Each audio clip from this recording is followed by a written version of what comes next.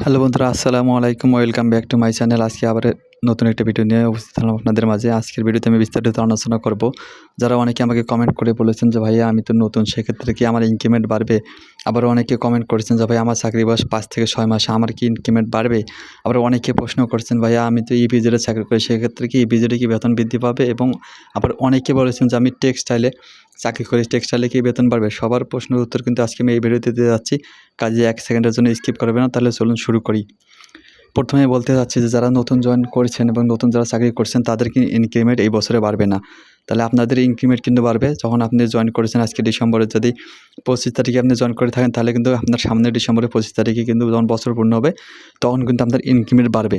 Same একইভাবেই একই রকমভাবেই কিন্তু যারা চাকরি করছেন 5 থেকে 6 মাস, যাদের চাকরির বয়স হয়েছে, জয়েন হয়েছে, তাদেরও কিন্তু ইনক্রিমেন্ট কিন্তু এই বছরে কিন্তু বৃদ্ধি পাবে না। তাদেরও কিন্তু ইনক্রিমেন্ট বৃদ্ধি পাবে সামনের বছরে। অর্থাৎ আপনি যে মাসে জয়েন করেছেন, যে মাসের 6 তারিখে, ঠিক তার পরের বছরের সেই মাসের সেই তারিখেই কিন্তু আপনার 1 বছর পূর্ণ হবে। যখনই আপনার 1 বছর পূর্ণ হবে তখনই কিন্তু আপনি ইনক্রিমেন্টটা পেয়ে যাবেন। এজন্য যারা নতুন এবং যাদের চাকরি বয়স 5 থেকে 6 মাস, তাদের ইনক্রিমেন্ট কিন্তু এই বছরে বাড়তেছে না। অর্থাৎ এই ডিসেম্বরে যে বাড়তেছে না, আপনাদের যখনই বছর হবে তখন কিন্তু আপনাদের ইনক্রিমেন্ট অটোমেটিক বেড়ে যাবে।